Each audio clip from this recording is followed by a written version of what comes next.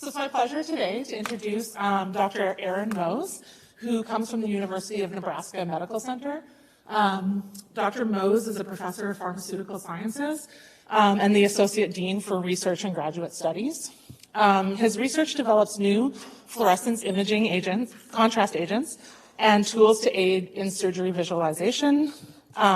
He also works with drug delivery systems and also pathogen sensing arrays. So we're going to hear, I think, a little bit about all of that today.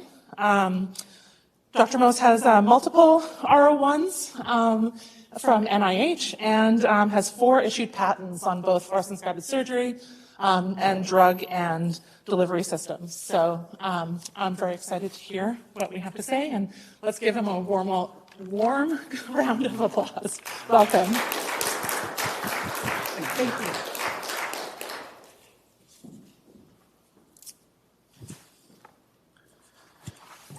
Thank you so much for the kind introduction and for the invitation to be here today. I've had a wonderful trip and gotten to enjoy meeting so many of you. And for those I haven't had a chance to talk today, I hope I get to meet with you after the seminar. And I hope there's some great questions at the end of this. And again, thank you for the invitation. As Dr. Sample said, I'll be talking about our research primarily in fluorescence-guided surgery today, and then towards the end we'll talk about what we're doing in infectious disease.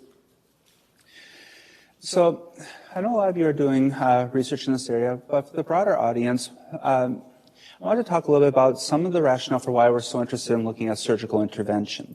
So about 65% of patients undergo surgery with curative intent every single year. It equates to about 800,000 patients. And unfortunately, about 40% of these people, and for example, 30% breast cancer, will have recurrent disease.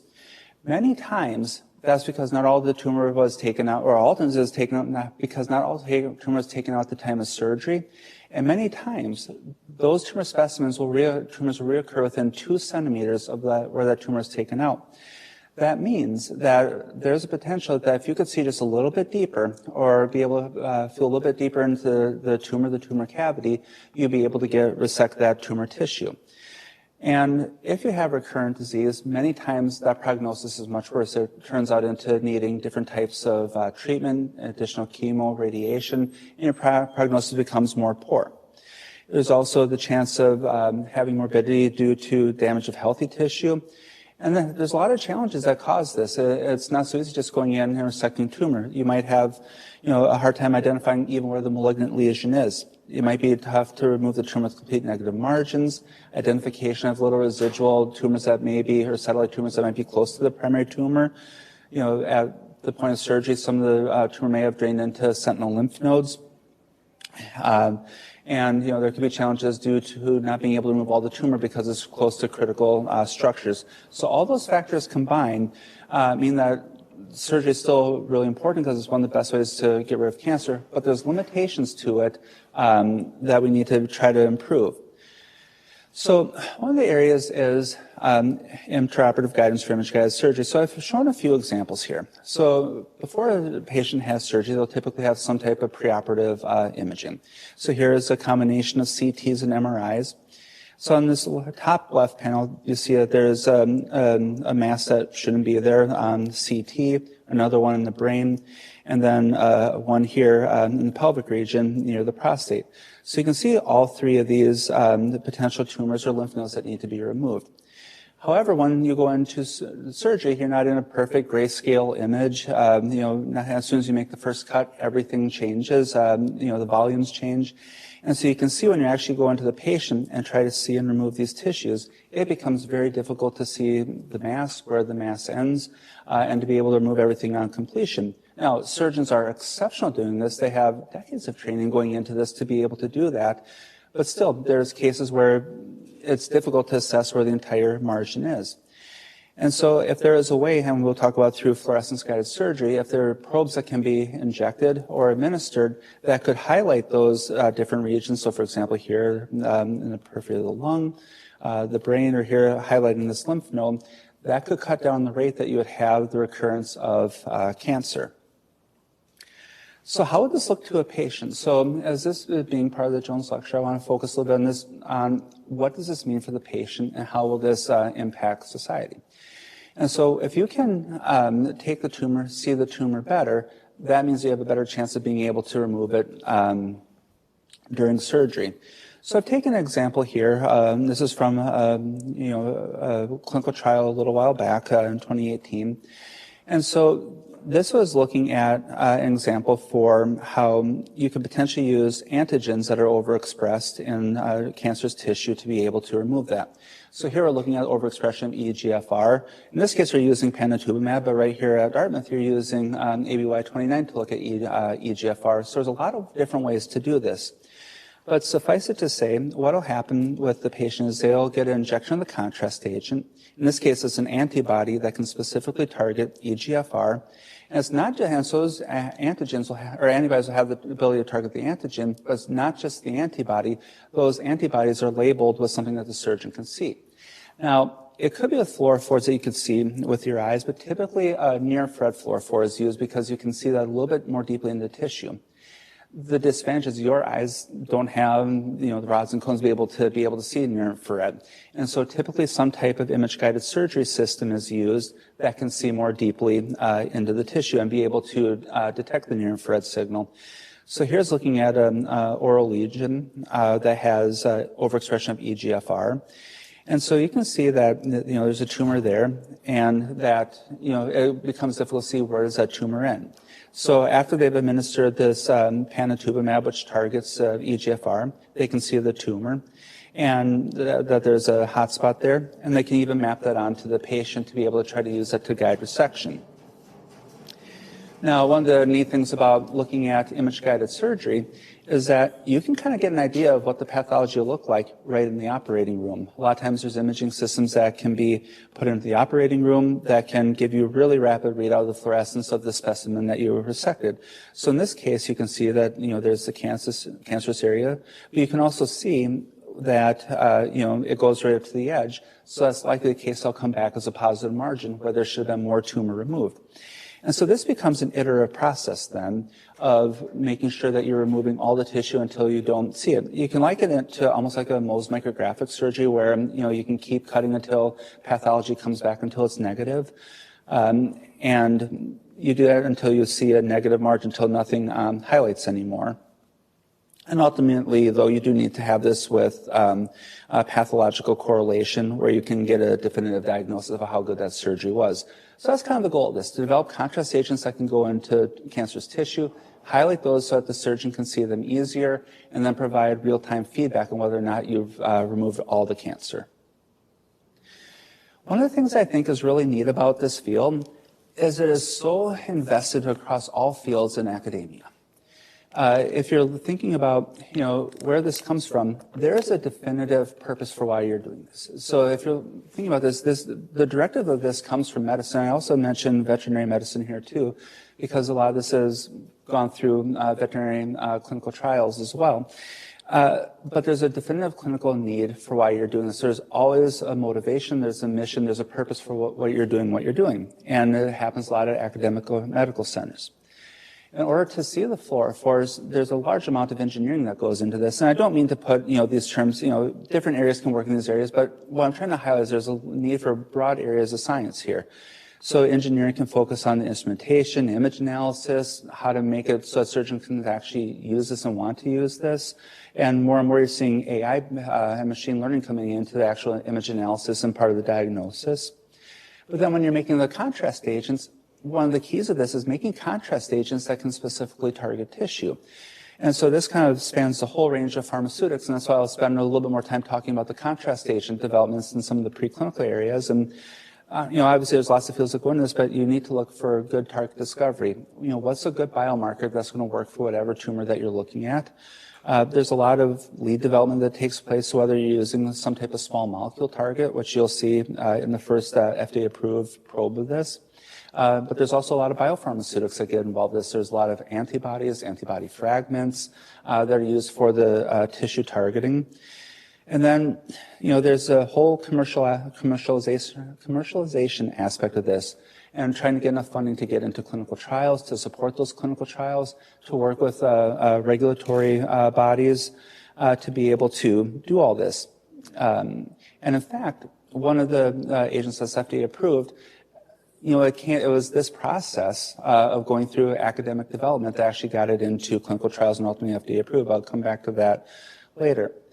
And I think this is one of the reasons why it's so special to have this invitation is because Dartmouth has been a pioneer in all of these aspects. There's people working on contrast agents here that are looking at EGFR, metabolism 5-ALA, but it's not just the investigative research in the contrast agents. Dartmouth has looked at all the, possible clinical instrumentation, been a leader in that, and then has done a lot of good for the field, working with different types of regulatory bodies, trying to get consensus for how do you develop these probes, what would the FDA actually want. And so anybody in this field definitely owes a debt of gratitude to Dartmouth for all that you've done to help support this field. And focusing back a little bit more on society on this, through all these ventures, there have been agents that now have gone and been FDA approved. And so if I would have given this talk a few years ago, we would still be saying, hopefully someday this field will be meaningful and somebody will get something into clinical trials. And this is certainly not without its challenges, but I want to spend a few moments on this. And so the first agent approved was Cytolux, and this was out of a company that was started out of Purdue. And I think this has a merit for a few reasons. So one, they're working with ovarian cancer, which is a highly lethal cancer. They showed, and I'll show you here how they used a specifically targeted agent. And it came out of an entirely academic setting, which I think is an inspiration for all of us looking at this right now, because any one of us in this room can get things into clinical trials, could get something approved, or make an immediate benefit towards patients. And so about this agent, so ovarian cancer has a really high overexpression of folate receptor. And typically it's presented at a metastatic stage. So it's something where surgery might not be curative, but the patient prognosis is going to be directly related to how much cancer then can they take out. And so with using your eyes and hands alone, you can get out a lot of it, but it still needs extra assistance with an imaging probe. And so the first agent that went into a clinical trial with this was folate FITC. And so this is, looking at a small molecule target. A lot of what we'll be focusing on today is, using biomolecules for targeting. But if you look at the folate molecule, this is what can provide that specific targeting to the folate receptor. Now, again, it's not just the folate receptor that's important, or folic acid that's important, but it's that linkage to the fluorophore. In this case, it's FITC. And wherever this folate targets the folate receptor, then you have this highlighting of those tumor specimens. And they were able to show that you had about 4 or 5-fold increase in the number of tumors that you're able to detect with this fluorophore in the intraoperative environment. And this, if you haven't looked at this paper, it's a great paper to look at because it actually goes into the operating room with these surgeons and shows, kind of what their first look at this was. But, now we get back to that, a little bit more to that medicinal chemistry aspect of it. So FITC is not a good diet to be using if you want to see deeply into tissues or to be doing a lot of optical imaging. It bleaches quickly. It's at a emission range where there's a lot of optical background, and you can't see deeply into tissue with it.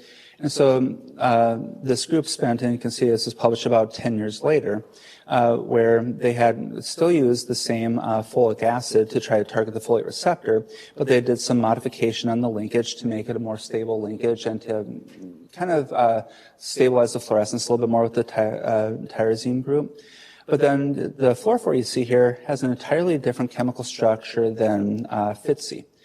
And the reason is, so this is a cyanide-based dye that goes way out into the near-infrared. And so it's in that near-infrared range where you can see more deeply into tumors, and they're typically pretty stable dyes.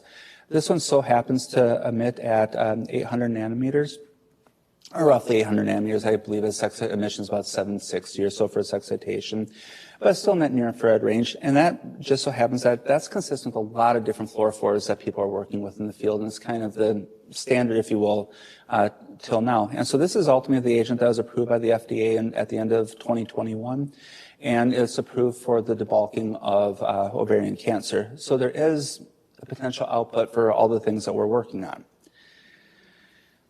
And so I want to talk a little bit more specifically about the research in our group. And so we've been working on this for a little bit. And so we started this research with chickens that we got at the grocery store. Well, not exactly. We started with some of the instrumentation developed around it. And so when I was once a postdoc at Emory and Georgia Tech in their biomedical engineering program, we were working and wanting to use Raman spectroscopy for this. And so Raman is a little bit different than fluorophores in the fact that you get fingerprints for the probes that you're using. And so we would want to develop a Raman intraoperative probe. And we could do that to some degree. But what we found is that if you just simply turned off the background fluorescence filter of this, it became a wonderful excitation source and detector for indocyanine green. And so you could actually get really sensitive information with this, and it was nice because it provided the whole spectral waveform of that fluorophore, the whole emission pattern for the probe. And we still use it to some degree. At that same time, there's a new surgeon, his name is Dr. Sunil Singhal, that joined Emory, and so he ended up being kind of a co-mentor to me on this project. And he did his undergrad here actually in math and physics.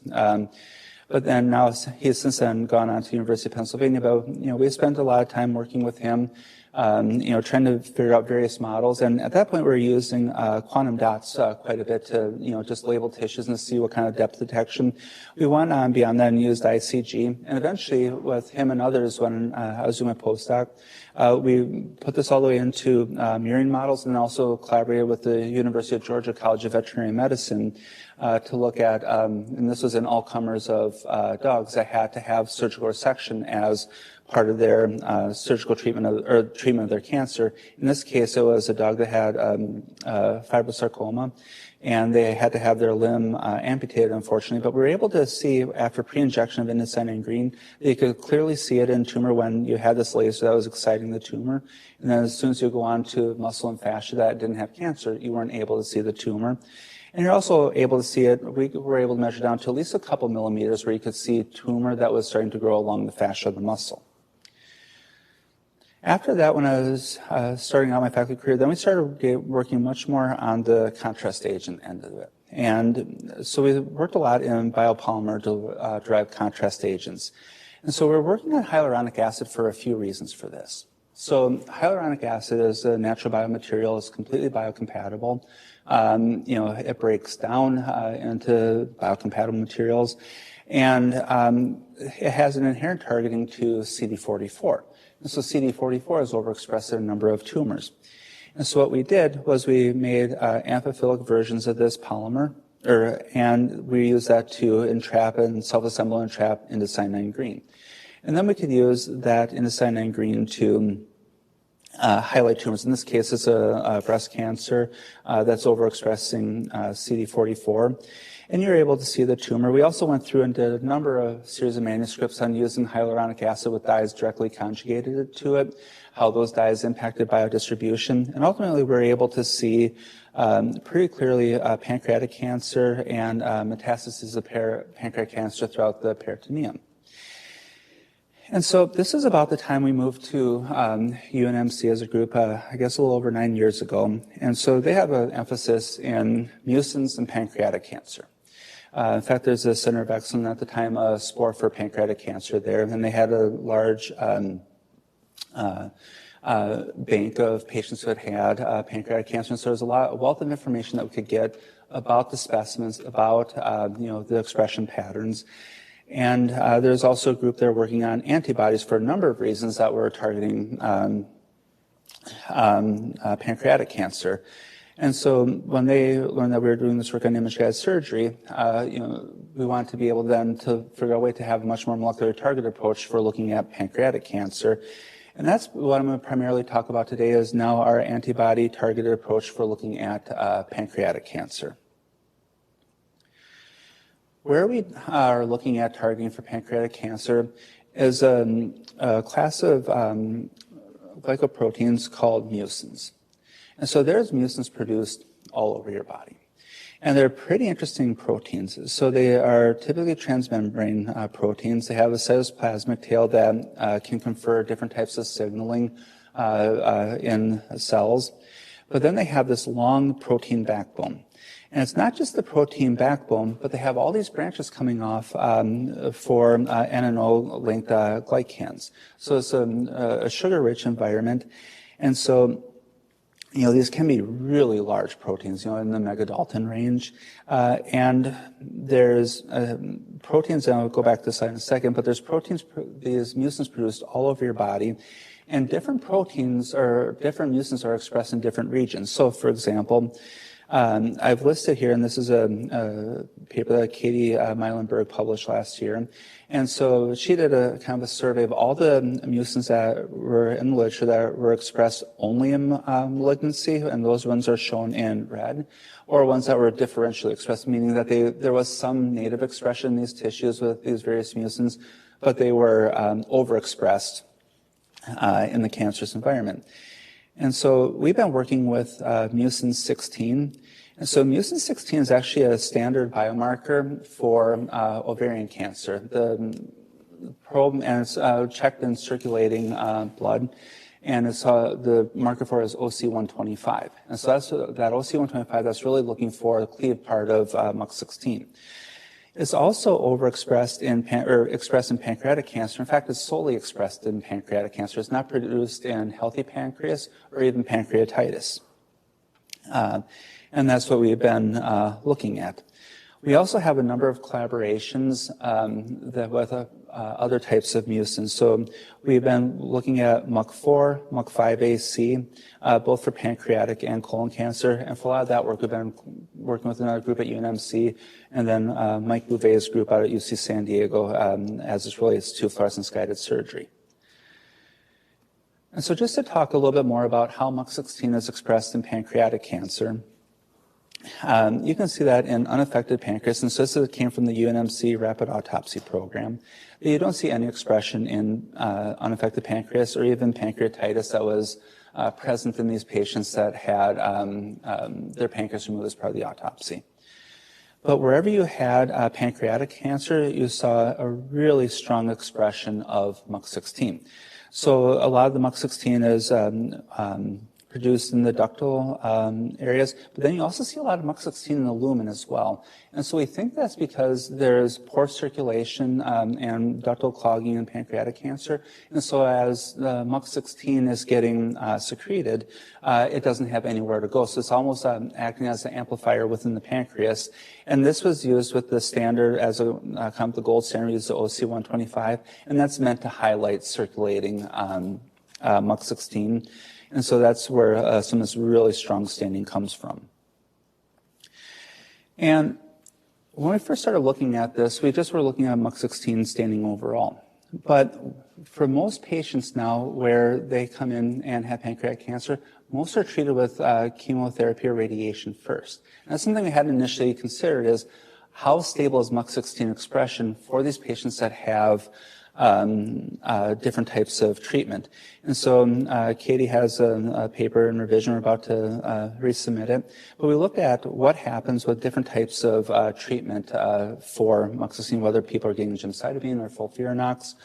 And you can see that looking at the immunoreactive score, these patients have elevated levels of MUC16 as you'd expect, but then after they have their treatments, you still see strong expression.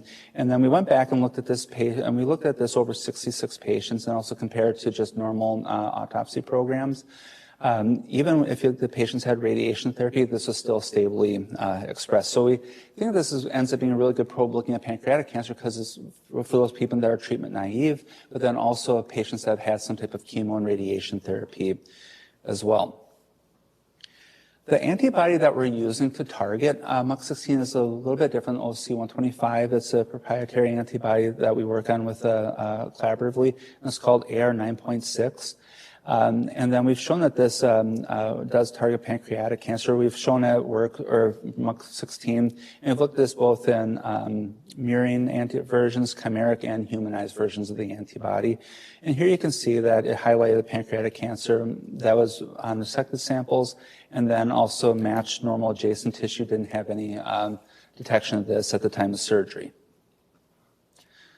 So we're focusing a lot on pancreatic cancer. And part of the challenge with pancreatic cancer is the surgery itself. Removal of pancreatic cancer is really challenging. Typically, there's the head of the pancreas removed at the head, if it's in the head. And then that involves a whole host of structures that are around the pancreas. There's vasculature that comes up near the pancreas. It goes into the duodenum is adjacent to it. Bile ducts are part of it. So it becomes a very complicated surgery that produces a number of possible margins. And so to be able to assess pancreatic cancer tumors at the time of surgery, you do want to have something like image-guided surgery so you can assess what's remaining on all those potential margins within the body, but then also on the pancreas that you've removed.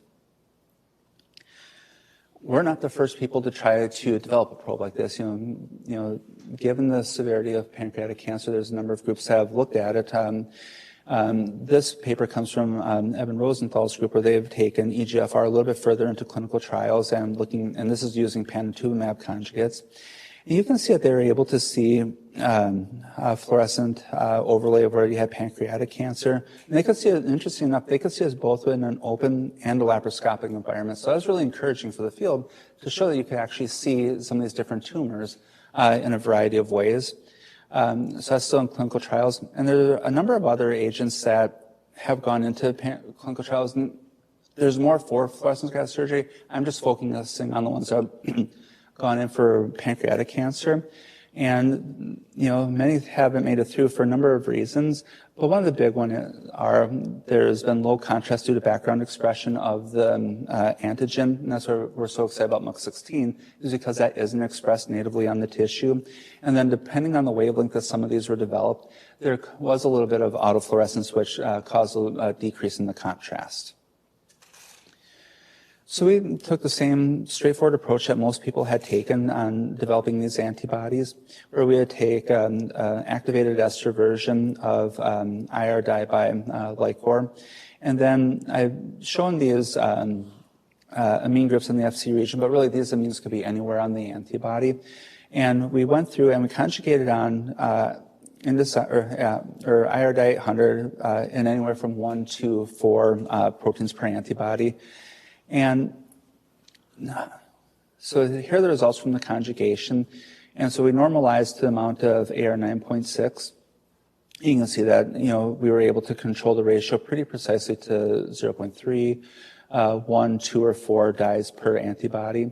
And then we took these dyes and put them on SDS page to make sure that we didn't have any free IR dye 800 that was showing an increased conjugation ratio. And you can see only when we had free dye did we have this present. Whenever we looked at any of the conjugates, we were able to purify any of the free dye out of it. And interestingly enough, when we then worked with our collaborator, this is Dr. Corey Brooks's group at Cal State Fresno, and they were the ones who developed the AR 9.6. You can see whether we had 1, 2, or 4 dyes present, we were able to see equivalent binding, again, as you would just from the humanized AR 9.6 alone. So that small number of dye conjugates didn't seem to impact the binding. And here's, as a control, you can see where BSA didn't have any kind of specific binding to it. Further validating that with Western blots, you can see that when we had HPNE, which is immortalized, normal celling for pancreatic cancer, we didn't have any binding of the AR 9.6, but then when we had positive pancreatic cell lines, CLO357 and T3 and 4, along with ovarian carcinoma as a positive control, you could clearly see that there's binding to the MUC16. And again, this isn't going to make a perfect band.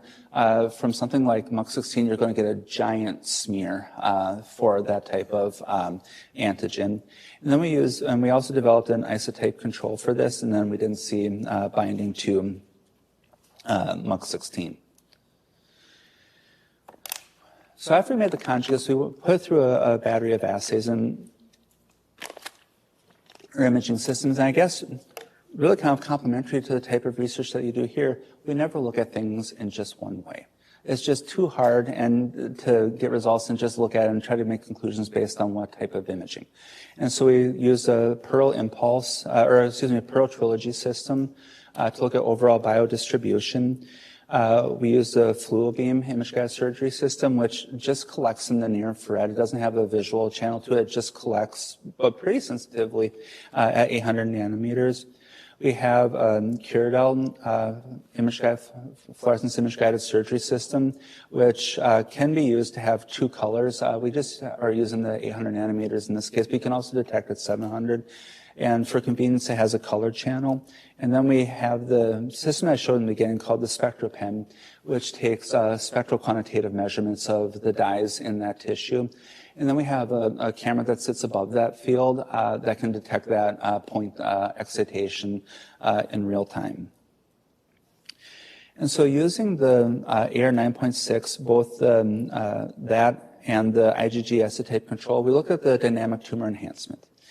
And so originally in grad school, I did work at MRI contrast agents. So there when I say dynamic contrast enhancement, I mean continuous data acquisition over a short period of time.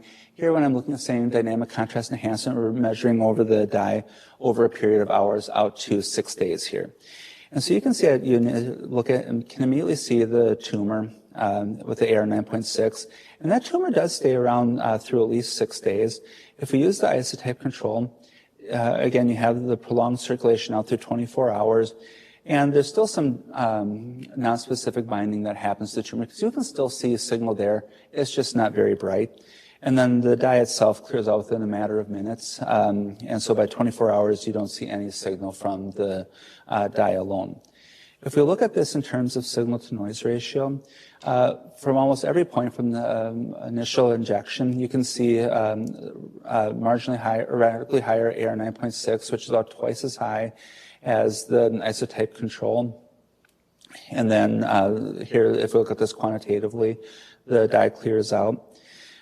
But we're not just looking at the overall signal. We want to see how bright the signal is in terms of contrast to surrounding tissues. And so, you know, this wasn't an orthotopic model. We wanted to just be able to see what happened with the tumor. If you look at it orthotopically, you're going to be next to the liver and a lot of things that are going to give confounding signals.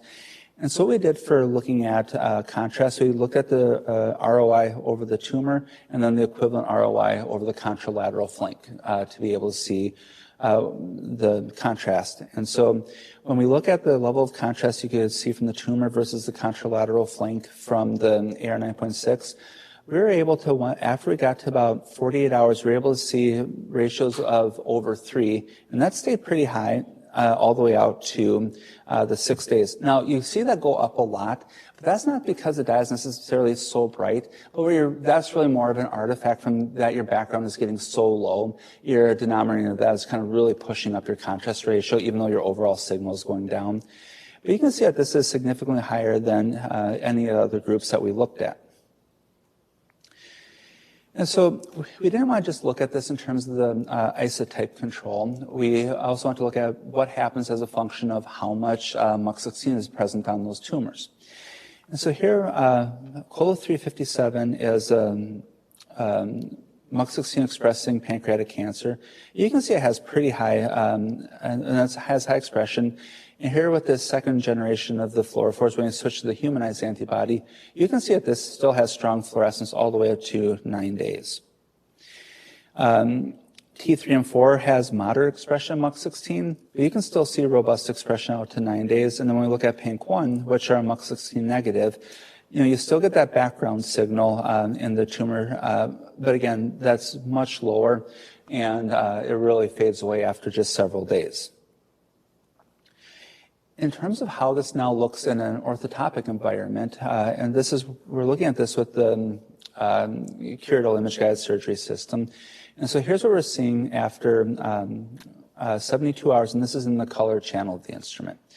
And so this is just kind of to anatomically orient you. So this is the pancreas here, and this is the tumor that we've embedded into the tumor and let it grow for a couple weeks. And this is orthotopic injection into the head.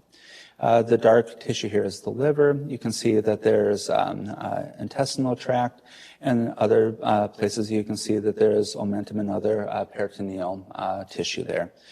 And all this is just the pancreas flipped over. It's the same mouse, but we've just flipped over the pancreas. You can still see the tumor has kind of gone through and invaded throughout that pancreas. Now, when we turn on the near-infrared channel of the system, And so this is exciting at 780 and measuring a little over 800 nanometers. You can clearly see where that tumor is visible above the background of the pancreas. And even when we flip it over, you can see that where you can kind of see the tumor invading into. If we look at the contrast enhancement, it ends up being about 3.7 times the TBR, so the tumor to background ratio. And so the tumor to background ratio is measured either against the healthy pancreas, if we could get an ROI that was big enough, or if that was fully invaded, we would look at the peritoneal muscle around it as the control. And so consistent with all of our biodistribution studies, we could get up to, here is 3.7-fold of background. And just as what we're expecting, and if you were to inject, ICG and load it into albumin, you would see this too. It always comes out to about double the enhancement you'd see with just, the background itself. But you can see that's really amplified with ICG, or not ICG, but the IR 800 conjugated to the AR 9.6. Using the Fluobeam system, here's what some of those tumors look like. And this was a little bit bigger one. You can clearly see where the tumor is. Here you can see metastatic disease along the spleen, and some even invading into the peritoneum and be able to see those tissues. So I thought this was interesting because, we realize the tumor is big now, and you'd be obviously able to see it's going to basically act as its own organ, uptaking the tissue. But what you're able to see here is you're able to see all these little discrete lesions as the disease is starting to metastasize. And to us, as a pretty good indication, you're really starting to get specific binding to the tumor. Overall, I think these are promising results. Because if we look at our contrast ratio, tumor to background ratio is 3.7. When we went back in the literature and looked at other agents that have gone into clinical trials, so one's SGM-101, UPAR, all these different agents that have gone into phase 0, phase 1 clinical trials, they all met this metric of getting up over 2, and now kind of the consensus says it should be above 3 or 3.5. And so we're definitely in that range from matching with other people's preclinical studies. We're up close to 4 for that tumor to background ratio. And so that's definitely the next place we want to go with this is to actually get this to the point of clinical trials. As part of that, we're now looking at histological examination of clearance organs. So this is a prolonged 28-day study. Here we're looking at doses that were near where we were injecting, then a little bit higher, and we're going to take it up now to make sure it's not anywhere close to a lethal dose. And we'll want to look at this now across more organs as well. So there's a number of pathways, and to kind of summarize the first part of this talk, there's a number of pathways we want to look at. One, looking at mice for pancreatic cancer is hard, and so we want to move into more translational models. So we've been looking at the OncoPig model, and so here we were able to induce with our collaborators tumor in the pancreas, and so you can see that here's that bright lymph node. We're able to see tumor much higher than normal tissue, but again, this is just from a couple pigs, and so we can't come anywhere near a conclusion on this at this point. But it's nice data to show that we should keep moving forward on it. We want to revisit our biomarkers, and so Katie has a manuscript under review right now where we look at MUC16, but MUC16 is only expressed in 60% of tumors. So at some point, is there going to be a need for some type of cocktail of targets that we need to look at? And so I've shown us a multiplex here, but here the multiplex involves CEA, involves VEGF, EGFR. So there's a number of other tumor markers that we could use either for internal controls or for ways to make sure that we're getting complete coverage across that tumor. And a work that I'm not going to talk about at all today, but we've also done some recent synthesis in developing silicon nanoparticles. And so these were done in the visible range. We want to move more into the near infrared range. And this could actually serve as a nice scaffold to look for polyvalency or multivalency across multiple antigens. And so we're just starting that work right now. And so I've summarized most of this as I've gone. And, just because we're a little bit low on time here, I want to move to the next part talking about some of our fluorescence work for infectious disease. And so that's quite a leap from looking at fluorescence-guided surgery then to looking at infectious disease. And some of it was by accident, some of it wasn't. And so before we were working on antibody-targeted probes, we've been working for a long time in nanotechnology and working with self-assembled nanoparticles to deliver indescending green to tumors. One of the questions that we always got from reviewers is, how do you know where your dye is at? And because we'd always present this structure where we'd have these little islands of ICG throughout the nanoparticle. We didn't think as forming a perfect core shell structure like some people describe, like with the nanoparticles, there's like this hydrophobic core and this hydrophilic shell on the outside. We thought it was more complicated than that. And so we actually had done some molecular dynamic simulations where we had taken pyrene groups, cluster-like groups, long aliphatic chains. And what we saw when we had some of our best probes is that when we used the pyrene groups, those did form these stacked interactions kind of all throughout the nanoparticle. So we felt good that, okay, the model is kind of looking some of what we described it as. But then we wanted to know further, how do you go back and kind of prove this chemically? And so we had started working with these environmental sensitive dyes. And so we started working with 3-hydroxyflavone. So this doesn't look anything like IR dye 800, and that's not necessarily the point of this. What we wanted, there is something that's really important about these dyes. They actually have the ability to have 3 bands of fluorescence. So they have bands of fluorescence when it's in its protonated state, or in its neutral form. It has a fluorescence, different fluorescence emission when it's in its anionic state. And it also can go through a process called excited state intermolecular proton transfer. So this proton will transfer to the keto group here. And so that has its own fluorescence emission. And so depending where this dye is, it changes its fluorescence emission based on the environment that it's in. And so this is a great tool for us to understand the self-assembly of our nanoparticles. But then we started thinking about, where else do you see different types of environments that you could see differences? And so in the first places we thought of this was looking at bacteria. So if you look at the difference between gram-positive and gram-negative bacteria, they have entirely different surface structures. And so we started thinking, well, could we use these same fluorophores to start looking at infectious disease? And so there's a large motivation for this in the fact that there's a desperate need for more rapid ways to identify pathogens. Right now, everything is time-consuming, equipment-consuming, and so we want to figure out, is there a way that we could avoid, things like PCR, antibodies, and get this out deployed into areas where there's low resource or really inhospitable environments to get really rapid detection of potential pathogens. And so we did some modifications to the dye. So Denis Sushrev, who's an organic chemist in our lab, has now moved on to his own faculty position. He took and tuned these dyes. And so this had this nice secondary amine here that we could start to modify. And so we looked at this where the parent dye to provide a reference response. So this is a dimethyl group that we changed here. Then we also made a fused benzyl modification to this. So this to shield the carbonyl carbon and to decrease influence of specific interactions during the excited state phase to kind of prevent and block that proton transfer. We also put on long hydrophobic chains because if we knew that we were looking at biomolecules, eventually you're going to come into some type of lipid membrane. And we thought that'd be a great way to have this dye intercalate. And then we also added a bisphenol group to this to look at, to try to see if there's enhancement of specific responses to wherever you'd have pi-pi stacking. And so what we were able to see from each of these fluorophores, you would get a unique response, but that became very difficult to analyze almost immediately. And so what you do, and what matters, because there's these 3 fluorescence peaks, you can take the ratio of each of those individual fluorophores. And so because you had 4 dyes, you could get up to anywhere from 8 to 12 ratios per sample. And so if you look at these and think of them as barcodes, and you start to look at different types of discriminant analysis, you can actually get categorical analysis of this. And so what we were able to see is that if you looked at these different types of bacteria, and here we're looking at 8 different types of bacteria, you could actually get classification of those individual bacterial samples with pretty high reproducibility into their own clusters.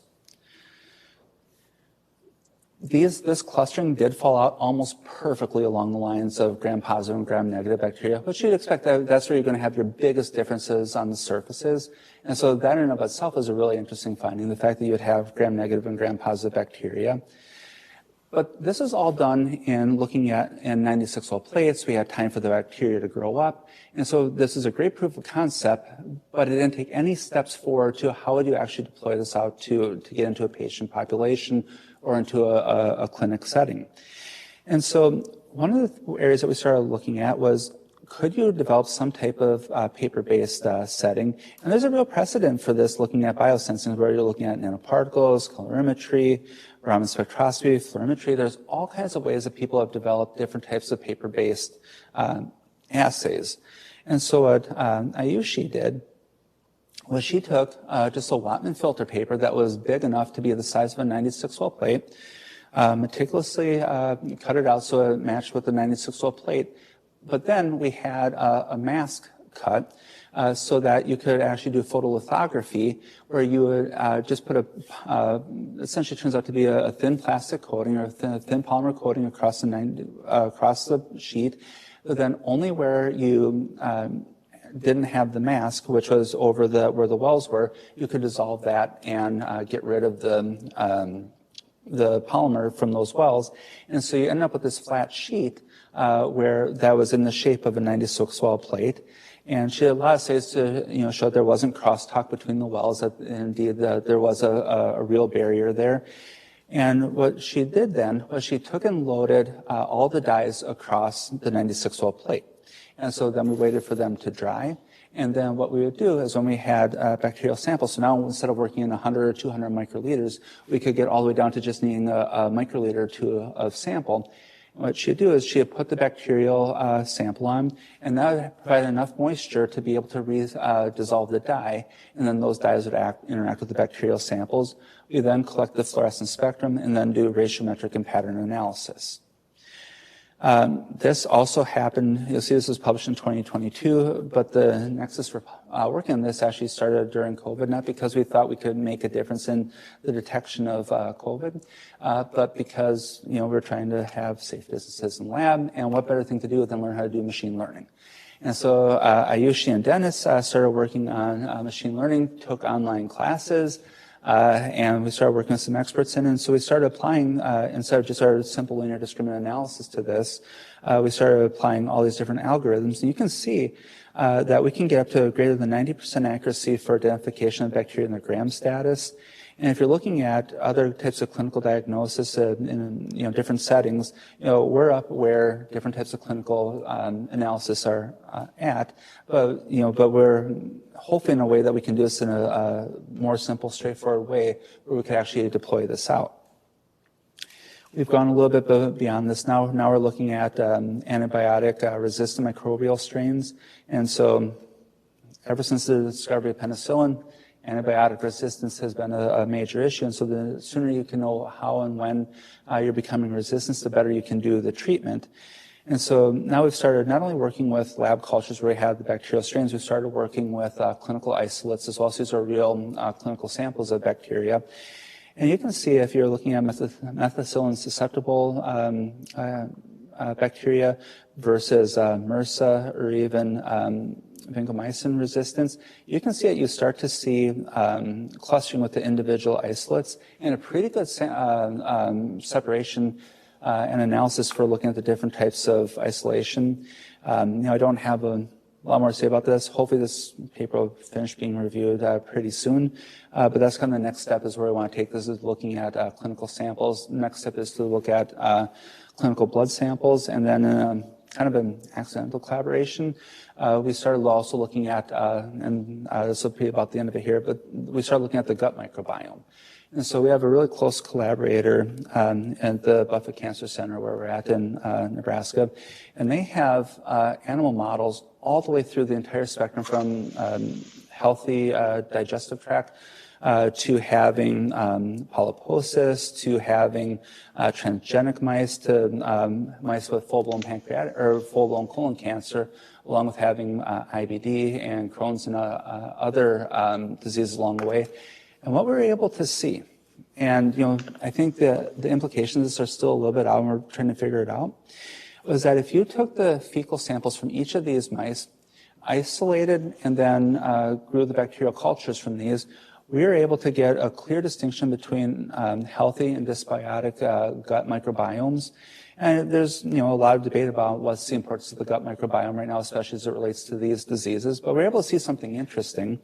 And if you're able to look at the different types of mouse models that we were looking at, You can see that there are distinct clusterings. Now, whether or not this is related to specific diseases, and then what different microflora that these actually relate to, that's what we're kind of taking a look at right now, and hopefully we can get funded at some point so we can take a deeper dive into this, is what's, how do we get inside the black box in this? What's actually causing these differences? But in the meantime, it's some pretty interesting preliminary data that I think we need to explore further because of the public health aspect of this, of what this could actually mean and how quickly it could mean for people that might be a high risk for different types of diseases.